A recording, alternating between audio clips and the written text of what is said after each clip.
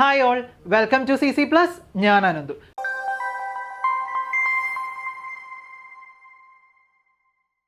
എല്ലാവരും LSSന് വേണ്ടിയുള്ള പഠിത്തത്തിലായിരിക്കും അല്ലേ. ഓണപരീക്ഷയ്ക്ക് നല്ല മാർക്ക് കിട്ടി, ഇത്ര പെർസെൻറ്റേജിൽ കൂടുതലുള്ള എല്ലാ മിടുക്കകൾക്കും എന്തെഴുതാം?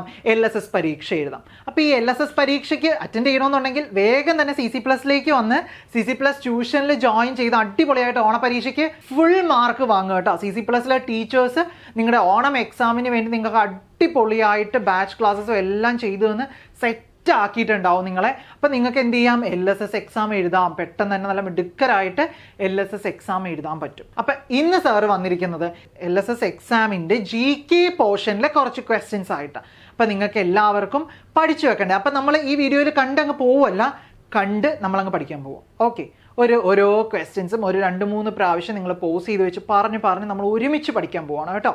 ഓക്കെ, അപ്പം നമുക്ക് ഇന്നത്തെ GK ക്വസ്റ്റ്യൻസിലേക്ക് പോകാം.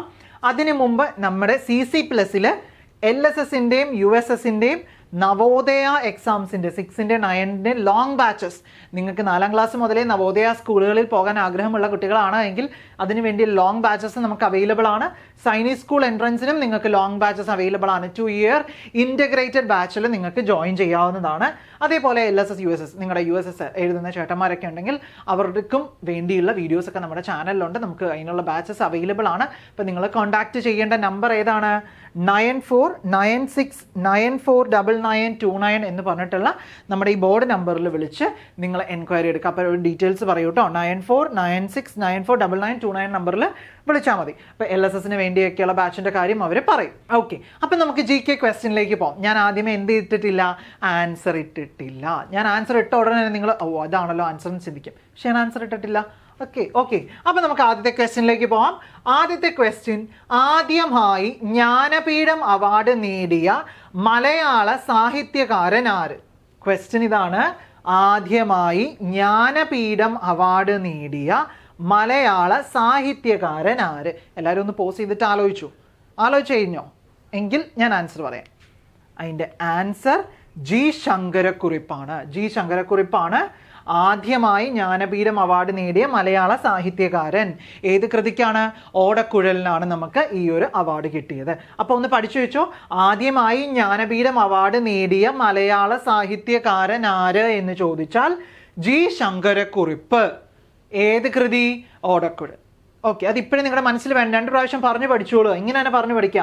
ആദ്യമായി ജ്ഞാനപീഠം അവാർഡ് നേടിയ മലയാള സാഹിത്യകാരൻ G. ശങ്കരക്കുറിപ്പ്, കൃതി ഓടക്കുഴൽ. ഇങ്ങനെ തന്നെ പഠിച്ചു നോക്കുള്ളൂ. അപ്പം നമുക്കിനി വേറൊരു പോർഷൻ അല്ലെങ്കിൽ പിന്നെ എടുത്ത് നോക്കേണ്ട ആവശ്യമൊന്നുമില്ല. ഓൾറെഡി നമ്മുടെ മൈൻഡിൽ ഒരു 3-4 പ്രാവശ്യം പറയുമ്പോൾ തന്നെ അത് വന്നിരിക്കും. ഓക്കെ, അപ്പം ആദ്യമായിട്ട് ജ്ഞാനപീഠം കിട്ടിയ മലയാള സാഹിത്യകാരൻ ആര് എന്ന് ചോദിച്ചാൽ G. ശങ്കരക്കുറിപ്പ്. ഓക്കെ, അപ്പം അടുത്ത ക്വസ്റ്റ്യനിലേക്ക് പോകാം. അടുത്ത ക്വസ്റ്റ്യൻ, ഇന്ത്യൻ പ്രധാനമന്ത്രിയുടെ ഔദ്യോഗിക വസതി, ഒഫീഷ്യലായിട്ട് അവർ നിൽക്കുന്ന അവരുടെ വീട് അല്ലെങ്കിൽ ആ ഒരു ക്വാർട്ടേഴ്സ് നമുക്ക് പറയാൻ പറ്റില്ല, അവരുടെ ഒരു ഭവനം ഏതാണ്? ആ വസതി എവിടെയാണ്? ഇന്ത്യൻ പ്രധാനമന്ത്രിയുടെ ഔദ്യോഗിക വസതി ഏതാണെന്നാണ് ക്വസ്റ്റ്യൻ. പഠിച്ചിരിക്കേണ്ട ക്വസ്റ്റ്യൻ ആണ്. എന്താ ആൻസർ വരുന്നത്? 7 ലോക് കല്യാൺ മാർഗ് എന്നാണ് പറയുന്നത്. ഓക്കെ, 7 ലോക് കല്യാൺ മാർഗ് എന്നാണ് പ്രധാനമന്ത്രിയുടെ ഔദ്യോഗിക വസതിയുടെ പേര്. ഇന്ത്യൻ പ്രധാനമന്ത്രിയുടെ ഔദ്യോഗിക വസതി എന്ന് പറയുന്നത് 7 ലോക് കല്യാൺ മാർഗാണ്. പഠിച്ചു വെച്ചോണം. 7 ലോക് കല്യാൺ മാർഗ് കേട്ടോ. 7 ലോക് കല്യാൺ മാർഗാണ് ഇന്ത്യൻ പ്രധാനമന്ത്രി. പ്രസിഡന്റിന്റെ എന്ന് പറഞ്ഞ് പഠിക്കരുത് കേട്ടോ. പ്രധാനമന്ത്രിയാണ്. പ്രധാനമന്ത്രിയുടെ ഔദ്യോഗിക വസതിയാണ് 7 ലോക് കല്യാൺ മാർഗ് എന്ന് പറയുന്നത്. ഓക്കെ, അപ്പോൾ അതെല്ലാവരും പഠിച്ചു വെച്ചോണേ. പ്രധാനമന്ത്രിയുടെ ഔദ്യോഗിക വസതി 7 ലോക് കല്യാൺ മാർഗ്. അപ്പം ഞാൻ ആദ്യം ചോദിച്ച ക്വസ്റ്റ്യൻ ഏതായിരുന്നു? ഓടക്കുഴലിന് വേണ്ടി എന്ത് കിട്ടി? എന്ത് അവാർഡ് കിട്ടിയതാ? ജ്ഞാനപീഠം അവാർഡ് ആദ്യമായിട്ട് കിട്ടിയ മലയാള സാഹിത്യകാരനാര്? G. ശങ്കരക്കുറിപ്പ്. ഓടക്കുഴലിന് വേണ്ടിയാണ് എന്നത് മറന്നു പോകരുത് കേട്ടോ. അതേപോലെ തന്നെ രണ്ടാമത്തെ ക്വസ്റ്റ്യൻ പഠിക്കുമ്പോൾ ആദ്യത്തെ ക്വസ്റ്റ്യൻ ഒന്നും കൂടെ പറഞ്ഞു നോക്കണം.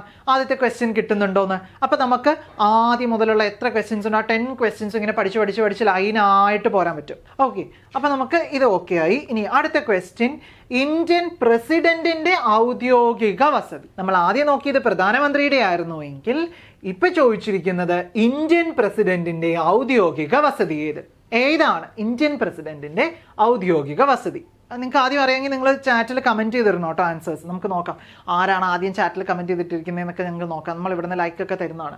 അപ്പം നോക്കിക്കേ, പ്രസിഡന്റിന്റെ ഔദ്യോഗിക വസതി എന്ന് പറയുന്നത് രാഷ്ട്രപതി ഭവനാണ്. രാഷ്ട്രപതി ഭവനാണ് എന്ത്? പ്രസിഡന്റിന്റെ ഔദ്യോഗിക വസതി. ഇപ്പൊ ഒന്ന് പഠിച്ചു വെച്ചേ, പ്രസിഡന്റിന്റെ ഔദ്യോഗിക വസതി രാഷ്ട്രപതി ഭവൻ. ഇനി നമുക്ക് പഴയ ക്വസ്റ്റ്യൻ ഒന്നും കൂടെ റിവൈൻഡ് ചെയ്തേ. നമ്മൾ രണ്ടാമത് പഠിച്ച ക്വസ്റ്റ്യൻ എന്തായിരുന്നു? ഇന്ത്യൻ പ്രധാനമന്ത്രിയുടെ ഔദ്യോഗിക വസതി 7 ലോ കല്യാൺ മാർഗ്.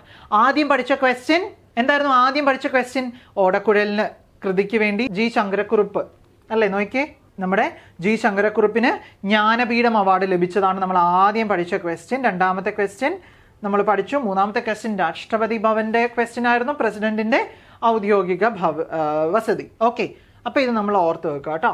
അടുത്ത ക്വസ്റ്റ്യൻ, പഞ്ചാബ് സിംഹം എന്നറിയപ്പെട്ടിരുന്ന സ്വാതന്ത്ര്യ സമര സേനാനി ആര്?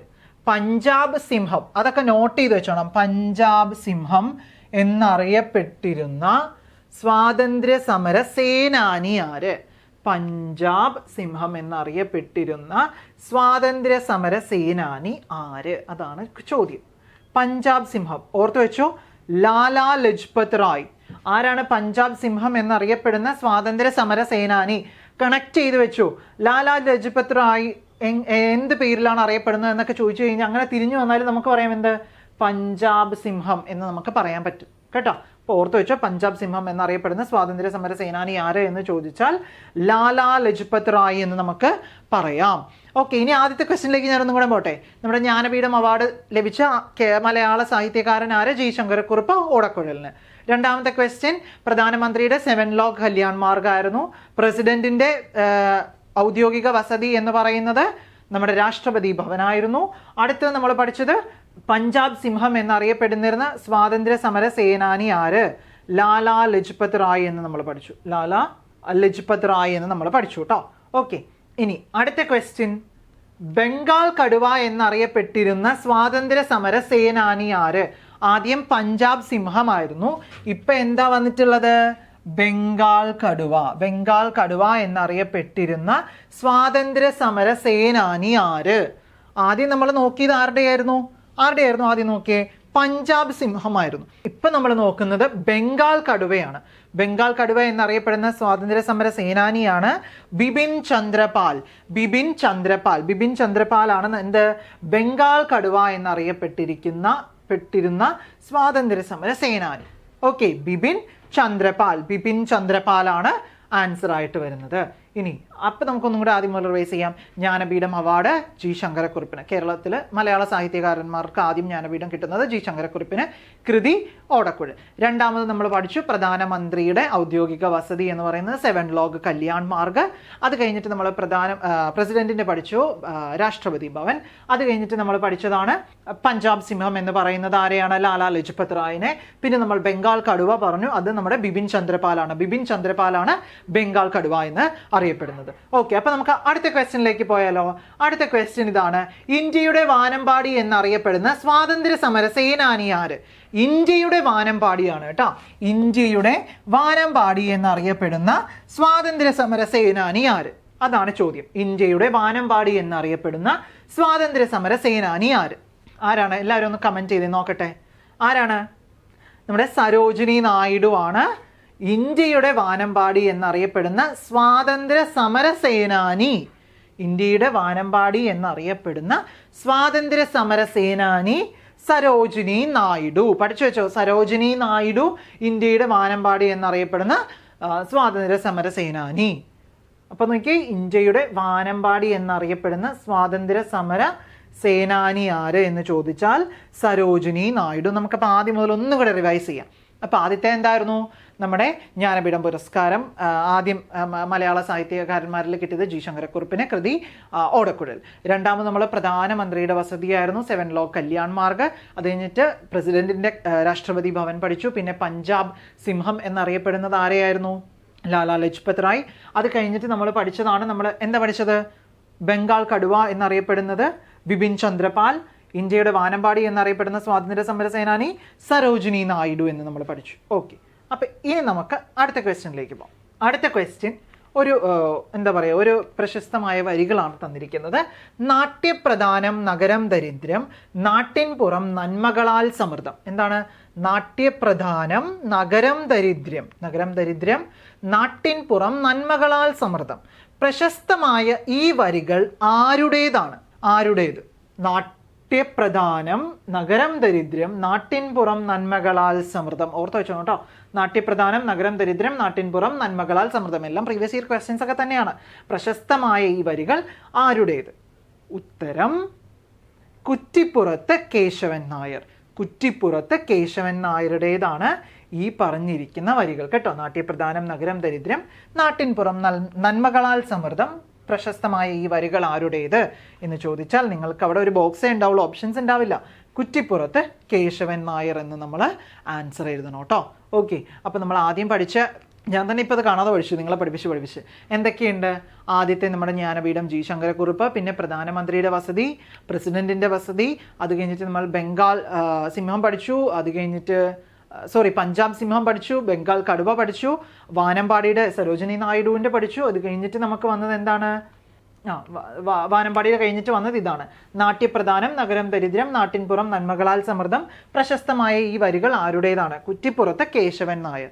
ഓക്കെ, അപ്പോൾ നമുക്ക് അടുത്ത ക്വസ്റ്റ്യനിലേക്ക് പോകാം. ഇന്ത്യയിലെ ഏറ്റവും ചെറിയ സംസ്ഥാനം ഏത്? എല്ലാവരും ചാടി ഉത്തരം പറയുമെന്ന് എനിക്കറിയാം. ഇന്ത്യയിലെ ഏറ്റവും ചെറിയ സംസ്ഥാനം ഏത്? ഗോവ. ഇന്ത്യയിലെ ഏറ്റവും ചെറിയ സംസ്ഥാനം ഗോവയാണ്. അപ്പം ഇതെങ്ങനെ നമുക്കൊന്നും കൂടെ പറഞ്ഞു പഠിക്കാം. ആദ്യം മുതൽ നോക്കി, ജ്ഞാനപീഠം പുരസ്കാരം ആദ്യമായിട്ട് മലയാള സാഹിത്യകാരന് ലഭിച്ചത് ജി ശങ്കരക്കുറുപ്പിനാണ്. കൃതി ഓടക്കുഴൽ. രണ്ടാമത് പ്രധാനമന്ത്രിയുടേതായിരുന്നു. പ്രധാനമന്ത്രിയുടെ ഭവതിയുടെ പേരാണ് വസതിയുടെ പേരാണ് 7 ലോ കല്യാൺ മാർഗ്. ഇനി മൂന്നാമത്തേതെന്ന് പറയുന്നത് പ്രസിഡന്റിൻ്റെ ആയിരുന്നു, രാഷ്ട്രപതി ഭവനായിരുന്നു. അത് കഴിഞ്ഞിട്ട് നമ്മൾ പഞ്ചാബ് സിംഹം പഠിച്ചു അല്ലേ? പഞ്ചാബ് സിംഹം പഠിച്ചു. ആരായിരുന്നു? ലാലാ ലജ്പത് റായ്. അത് കഴിഞ്ഞിട്ട് ബംഗാൾ കടുവ പഠിച്ചു, ബിപിൻ ചന്ദ്രപാൽ. അത് കഴിഞ്ഞിട്ട് വാനമ്പാടിയുടെ കാര്യം പഠിച്ചു. സ്വാതന്ത്ര്യ സമര സേനാനി, ഇന്ത്യയുടെ വാനമ്പാടി എന്നറിയപ്പെടുന്ന സരോജിനി നായിഡു ആയിരുന്നു. അത് കഴിഞ്ഞിട്ട് നമ്മൾ നാട്യപ്രധാനം നഗരം ദരിദ്രം, നാട്ടിൻപുറം നന്മകളാൽ സമൃദ്ധം എന്ന് പറഞ്ഞിട്ടുള്ള വരികൾ ആരുടെയാണെന്ന് ചോദിച്ചു. അത് ആരുടെയായിരുന്നു? കുറ്റിപ്പുറത്ത് കേശവൻ നായരുടേതായിരുന്നു. അത് കഴിഞ്ഞിട്ട് നമ്മൾ പഠിച്ചതാണ് ഇന്ത്യയിലെ ഏറ്റവും ചെറിയ സംസ്ഥാനം ഏത് എന്ന് ചോദിച്ചു കഴിഞ്ഞാൽ നമുക്ക് ഗോവ എന്ന് ആൻസർ കിട്ടി. ഓക്കെ, ഇനി അടുത്ത ക്വസ്റ്റ്യൻ, ലാസ്റ്റ് ക്വസ്റ്റ്യൻ ആണ് കേട്ടോ. കേരളത്തിൻ്റെ ഏക കന്യാവനം എന്നറിയപ്പെടുന്നത്, കേരളത്തിലെ ഏക കന്യാവനം എന്നറിയപ്പെടുന്നത് എവിടെയാണ്? എന്താണ് സംഭവം? കേരളത്തിലെ ഏക കന്യാവനം എന്നറിയപ്പെടുന്നത് സൈലന്റ് വാലിയാണ് കേട്ടോ. കേരളത്തിലെ ഏക കന്യാവനം എന്നറിയപ്പെടുന്നത് സൈലന്റ് വാലിയാണ്. ഒരു ക്വസ്റ്റ്യനും കൂടെ ഉണ്ട്, ലാസ്റ്റ് ക്വസ്റ്റ്യൻ അല്ല. കേരളത്തിലെ ഏക കന്യാവനം എന്നറിയപ്പെടുന്നത് സൈലന്റ് വാലി. പഠിച്ചു വെച്ചോണേ, കേരളത്തിലെ ഏക കന്യാവനം എന്നറിയപ്പെടുന്നത് സൈലന്റ് വാലി. പറഞ്ഞ് എനിക്ക് ഒച്ചയില്ലാതെ, അതുകൊണ്ട് നിങ്ങളോട് പഠിച്ചോളാൻ പറയുന്നത്. കേരളത്തിലെ ഏക കന്യാവനം എന്നറിയപ്പെടുന്നത് സൈലന്റ് വാലിയാണ്. അടുത്ത ക്വസ്റ്റ്യൻ, കേരളത്തിലെ ഏറ്റവും ചെറിയ പക്ഷി സങ്കേതം, കേരളത്തിലെ ഏറ്റവും ചെറിയ പക്ഷി സങ്കേതം ഏതാണ്? ആൻസർ മംഗളവനം. ഇത് എവിടെയാണ് സ്ഥിതി ചെയ്യുന്നത്?